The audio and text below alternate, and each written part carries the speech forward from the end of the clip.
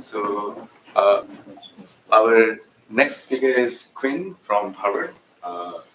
Quynh. So I'll talk about this joint work with Anurag Anshu and Nicholas Reisman. So I want to start by giving a non-rigorous high-level definition of circuit-to-Hamiltonian mapping. In these mappings, the goal is to, given a circuit, either classical or quantum, we want to derive a local Hamiltonian such that we can easily extract the computation output from its ground state. In the classical case, as we all know, we do this by the Cook-Levin mapping. And the main object is the Cook-Levin history state, which is an encoding, is a like tensor product of the partial computations.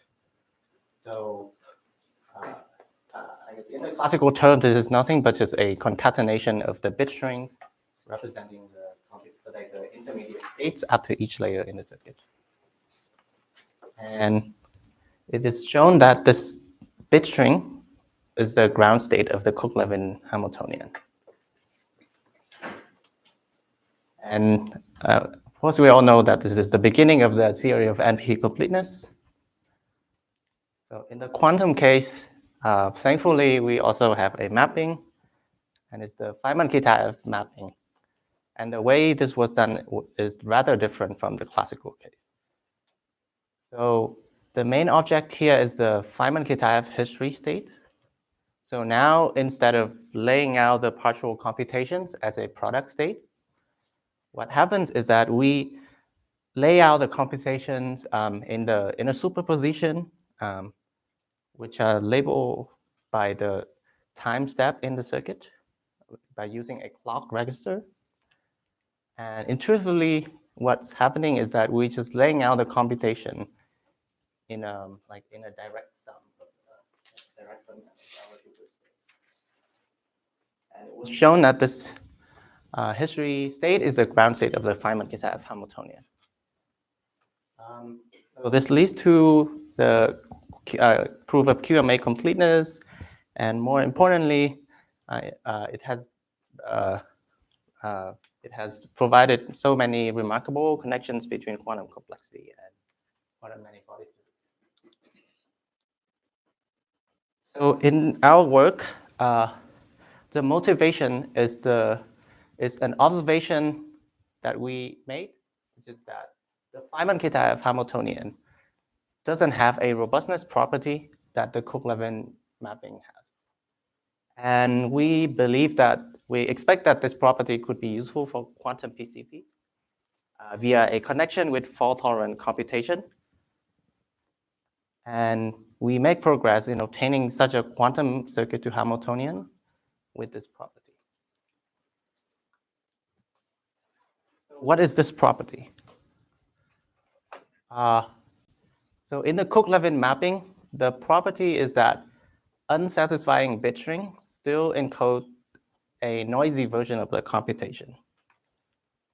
So for example, let's consider a bit string that satisfies all terms except the propagation term corresponding to a gate. Then this bit string still encodes the computation with a faulty gate in the circuit. So this is not true in the Feynman-Kitaev mapping. And the issue is in the clock register. So if we consider this state, it's a very simple state that violates only one term in the Feynman-Kitaev Hamiltonian. Yet it encodes no information about the computation.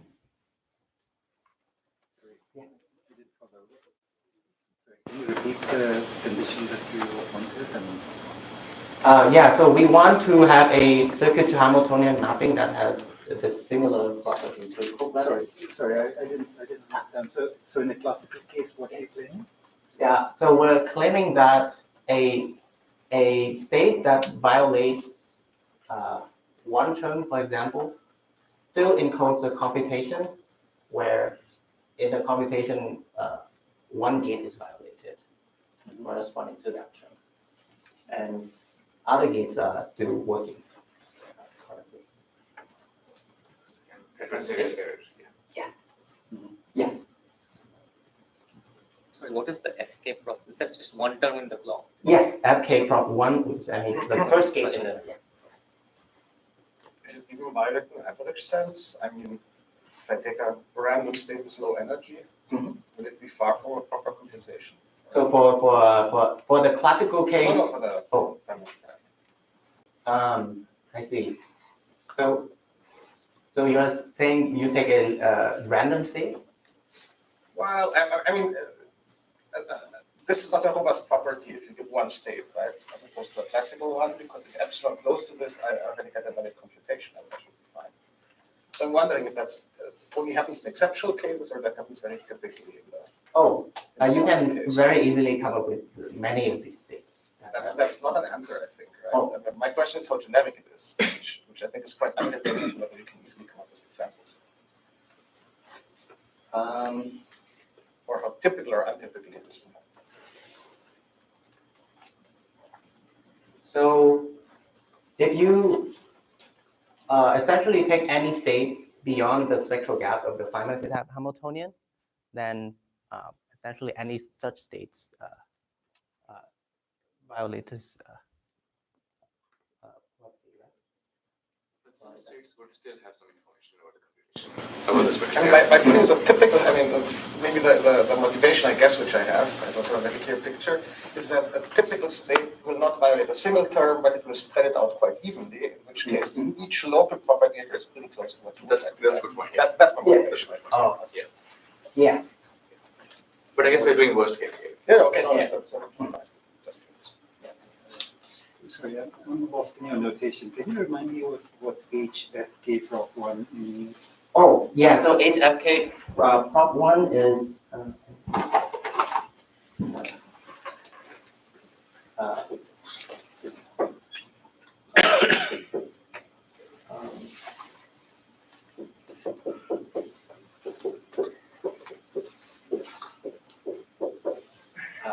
is a HFK prop for corresponding to the unit the gate U1.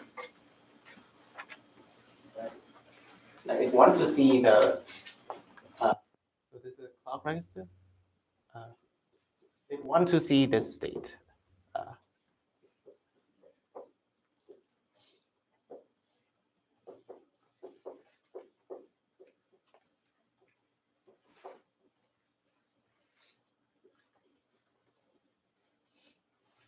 And the reason, yeah.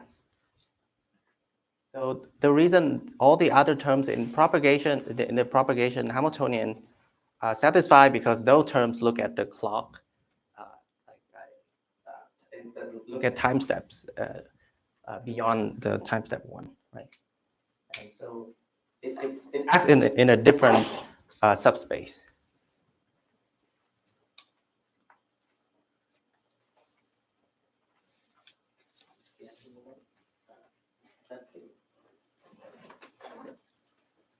So I will now describe our construction, and I will do that in 3 steps.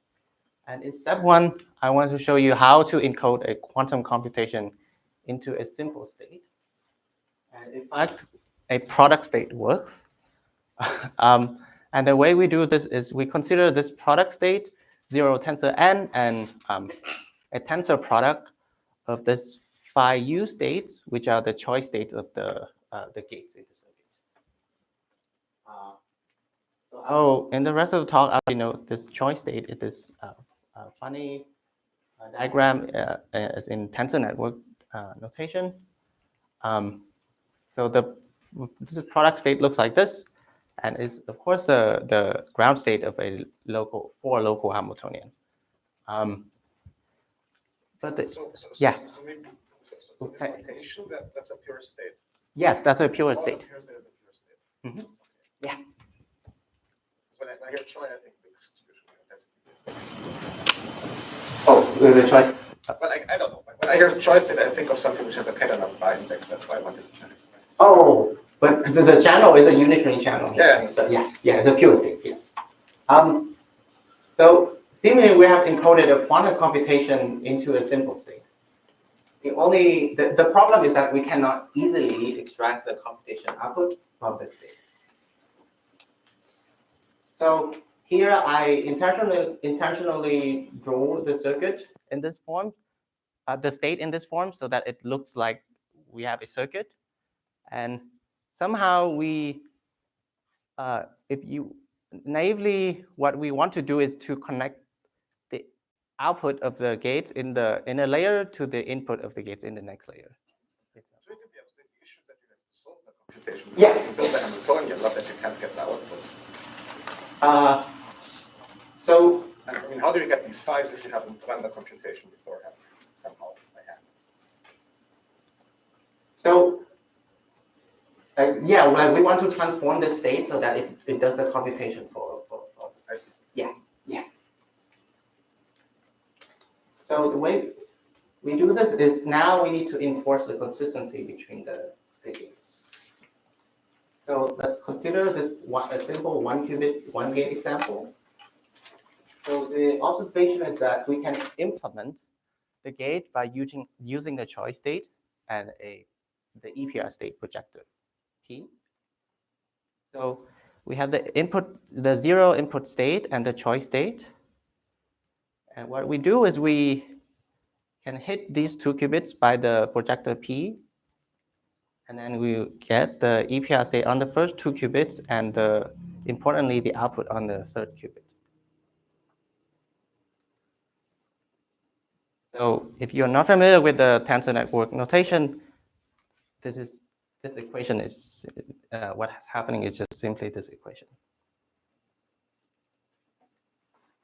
So if we generalize this to a general circuit, what we do is we first consider the product state that I showed earlier, and then we hit the adjacency qubits by this projector P. And then what we get is a big patch of the EPR states and the computation output in the rightmost column.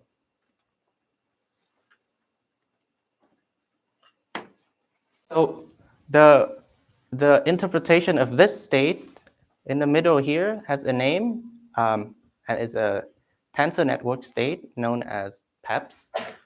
And it has the form of starting with a product state and then applying local projectors.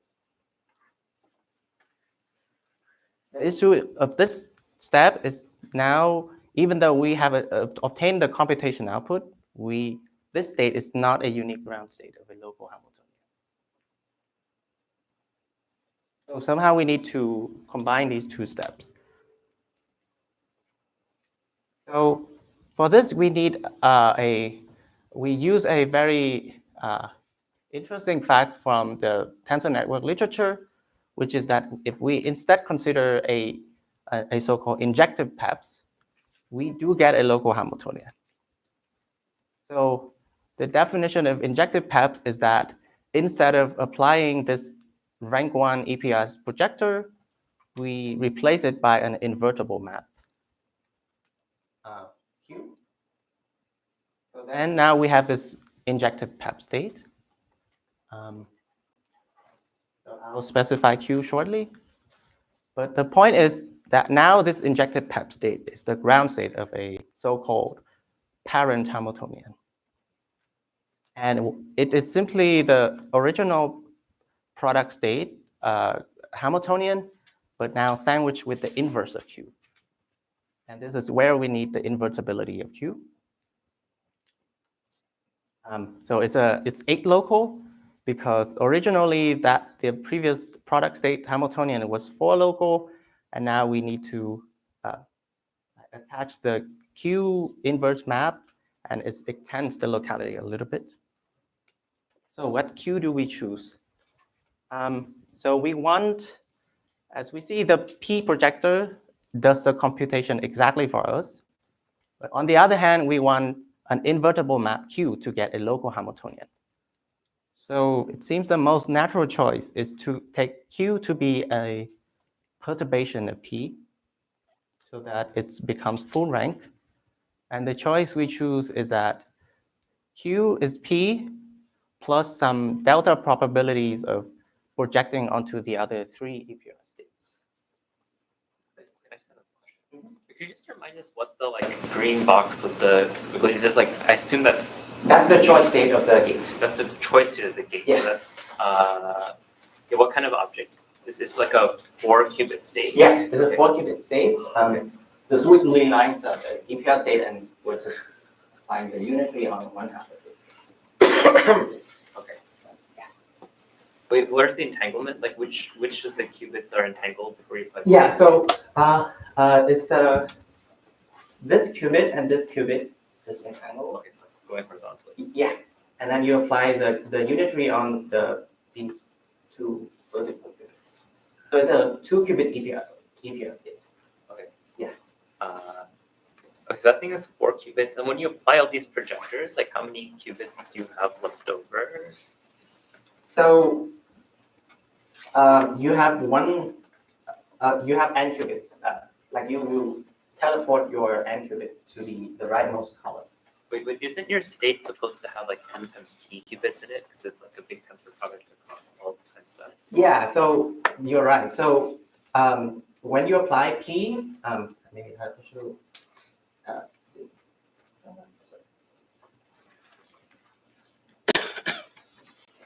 Yeah, so when you apply P, you have a big patch of EPR state, corresponding to the original locations of the choice states.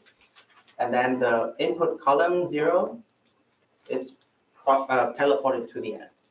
But now you have applied the entire circuit. Okay, so the state is an n qubit state, it's not the phi u1 or phi ut tensor thing that you wrote.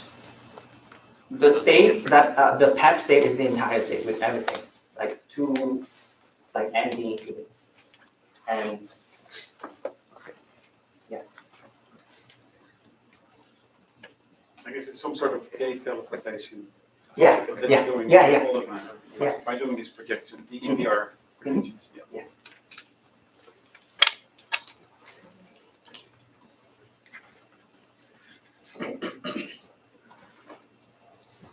So the key observation is that this map Q still has an operational interpretation. So the interpretation is that this injective PEP state now encodes a noisy version of the computation. So recall that before we apply the gate by hitting these 2 qubits by the projector P, and we perfectly perform the gate. So now we instead hitting these 2 qubits by this map Q, and it has this form.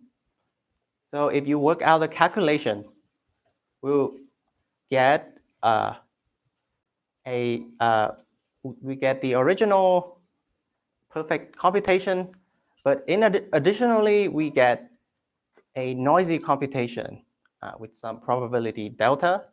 So what happens when you hit these 2 qubits by the other EPR states is that you will apply a poly error and then apply the gate. And this is nothing but applying a depolarizing channel and then applying the gate.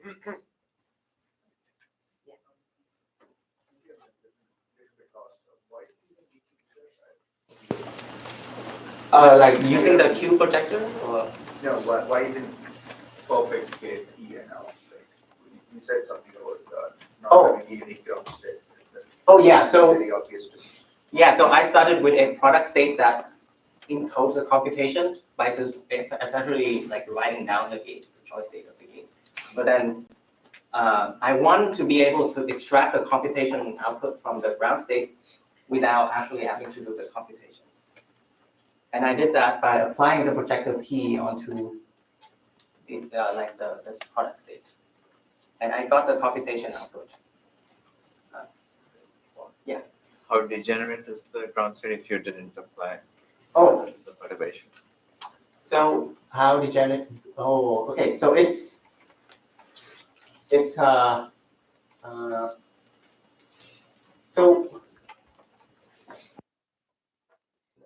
so here, So this patch has a unique ground state because it's of the local Hamiltonian because it's a product state.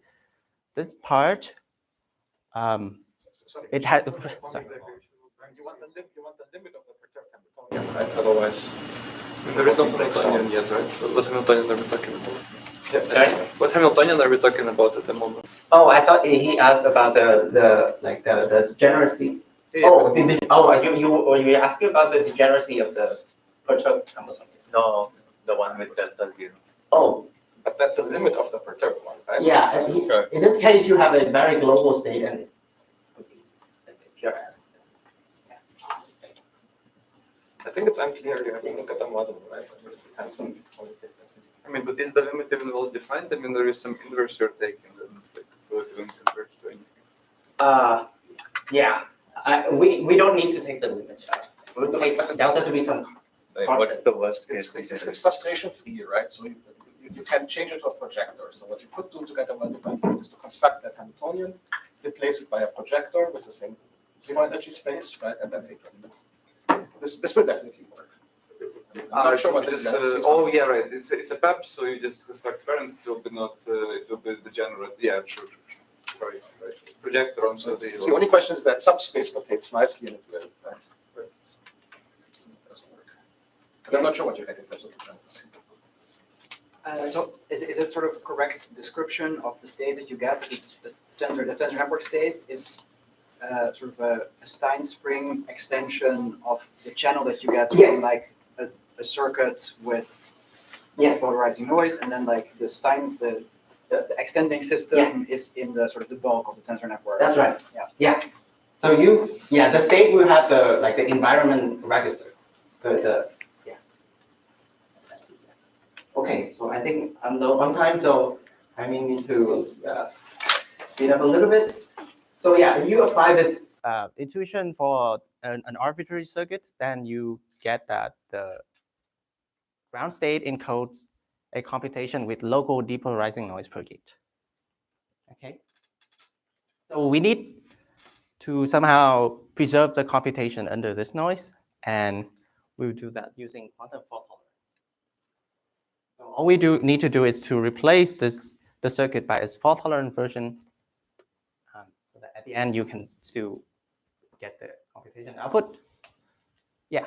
So in summary, I guess this is we have this tensor network Hamiltonian, and the ground state is an injective PEPS, and the rightmost column contains a computation output with depolarizing noise per gate, and we'll use the fault tolerant version of the circuit to preserve the computation.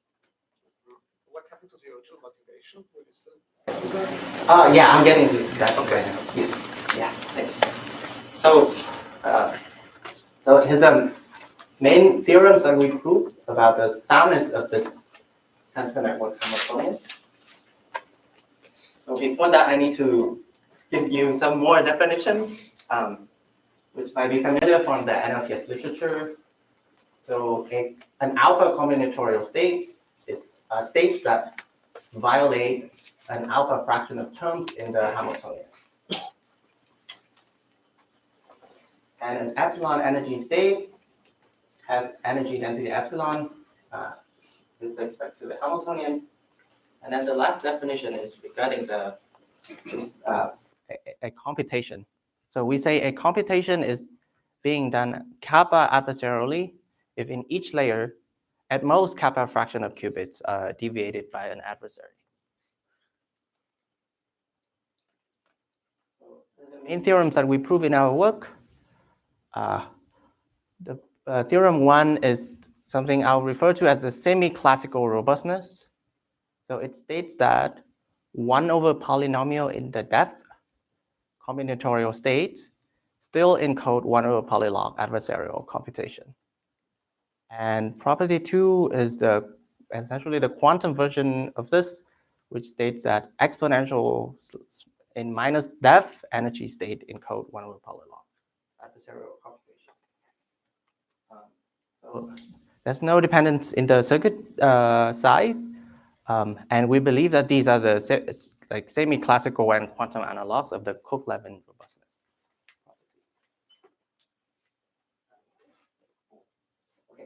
property. So if you are familiar with the NLTS literature, you can see that the difference between two cases is very similar in this line of thought of like error versus energy in the progress in proving the NLTS conjecture.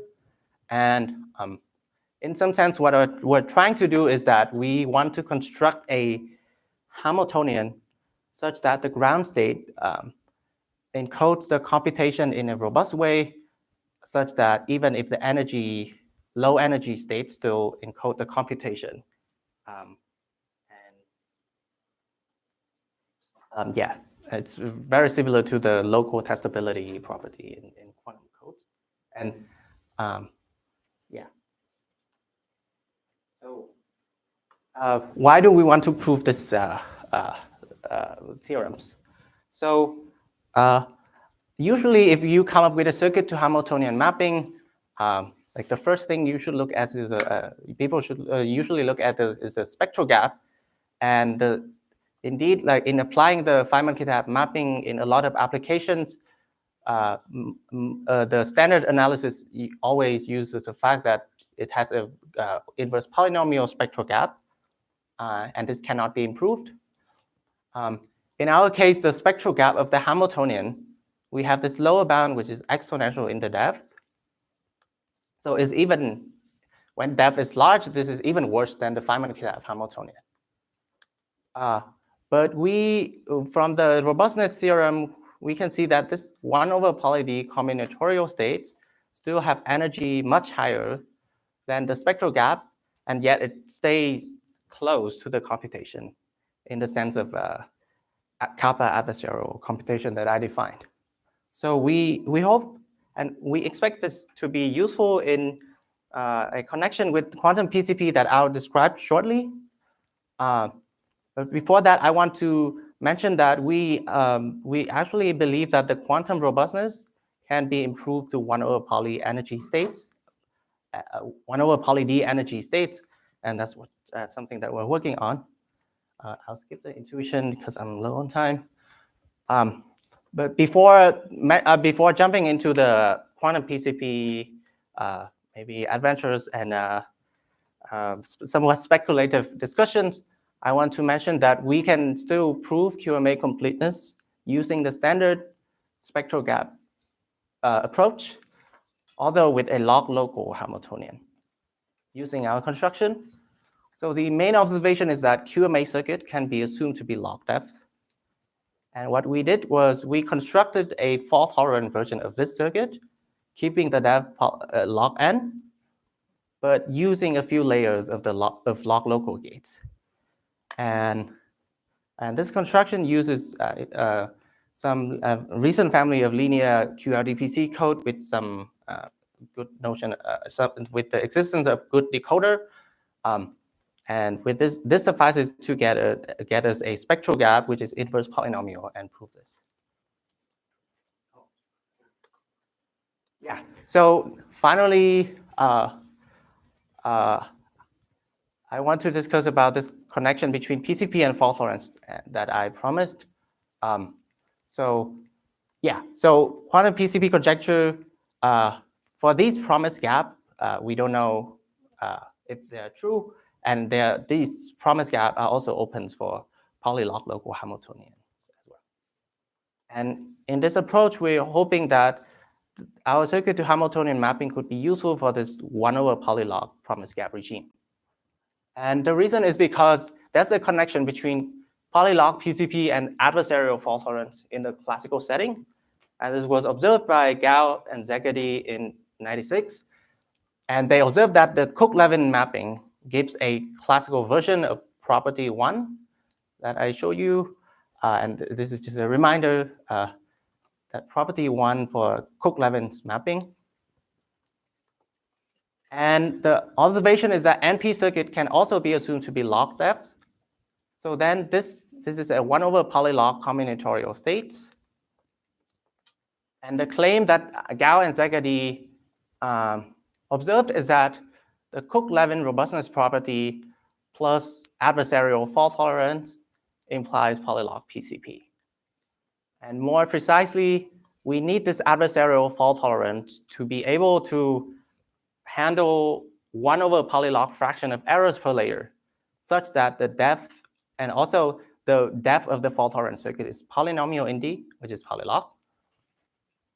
So then what we do is we'll apply the Cook-Levin mapping on this fault tolerant circuit, and then the polylog PCP verifier will expect the witness to be the Cook-Levin history state, and then it will pick random term in the Cook-Levin Hamiltonian, and then accept if the terms are satisfied, or else reject.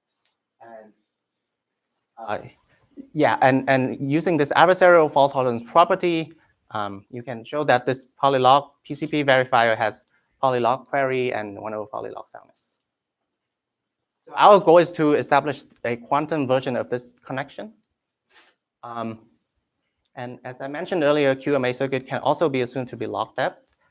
And what we really want is, we believe is that this property too, if it holds for 1 over poly energy states, then, which is our main open question, then a quantum fault tolerant scheme that can handle 1 over polylog adversarial computation with polynomial depth overhead implies polylog quantum PCP.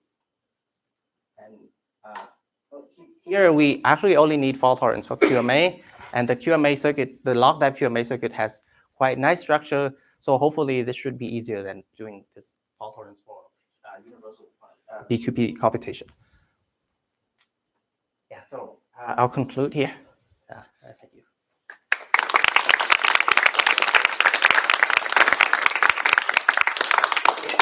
Just a quick question on the previous slide. So I understand what you need to show in order to give this polylog to PCP. Yeah. But what is the best you can right now? Is it 1 over poly ND with this exponential depth also? Here? Yeah. Oh, here we have exponential in minus depth. And that's the main bar. Yeah. Thanks. Okay, so, yeah. Question so about the spectral gap. Sorry. Oh, I just what does adversarial fault tolerance mean? Like presumably, like if you flip the output, if you have an error on the output gate, like then your answer is going to be wrong, right? Regardless of whatever you do. So like, yeah, is that not allowed somehow by this model? No, that's allowed. You are allowed to act on n over polylog n qubits per layer.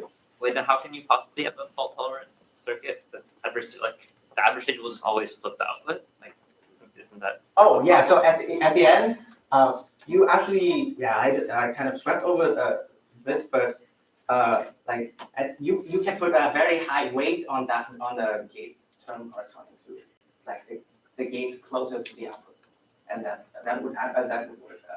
I can explain to you after. Yeah, that's also what you need to do in the Gauss-Egede classical observations.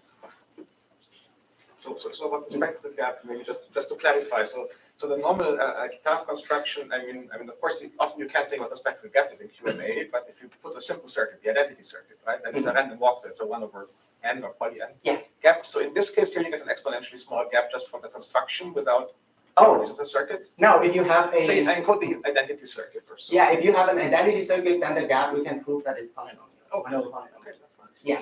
So yeah, then it's just a 1D tabs and 1D tabs. But as soon as I have a 2D circuit, the gap goes down.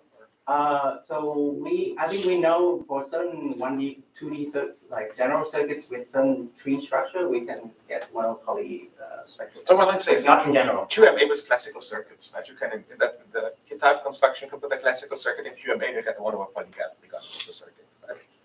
Right. So will the same happen here, or will you get an exponentially small gap? If you have general, let's say classical gates or so. With classical gates, I don't think we get inverse polynomial gap. Okay, because in the Kitaev thing, the fact that the gap is a mess comes from the properties of the circuit and not of the properties of the construction, right? The gap in the gap in Feynman-Kitaev, I think is almost independent of the circuit, right? Because you always apply the unitary gap undo the rotator.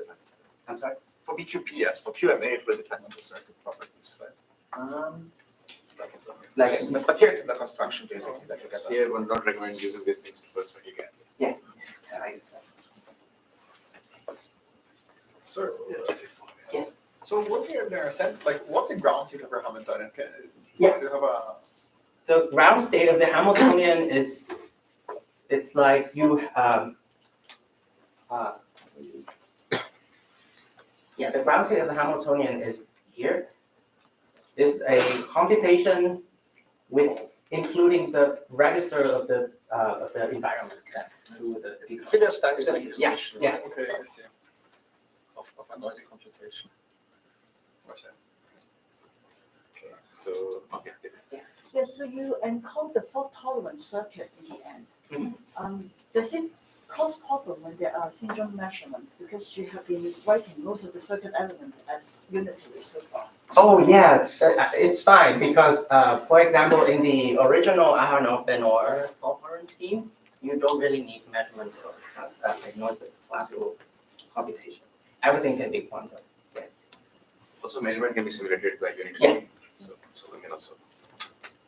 So, more questions with that is thank Quynh, and we'll be back.